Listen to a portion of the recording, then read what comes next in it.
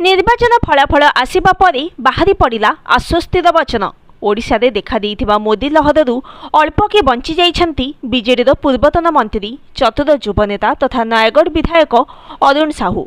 ए निर्वाचन रे विजयी होइछंती सत, हेले स्थिति फुलसेज परी मुलायम नथिला।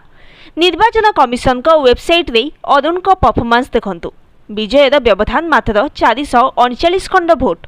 बीजेपी प्रार्थी प्रत्युषा राजेश्वरी सिंह तांको पानी पियाइथिले, किंतु भाग्य भल थिला, बर्ती जाइछंती। 2004 रो लगातार विधायक होई आसुथबा अरुणकर एहा पंचम पाली।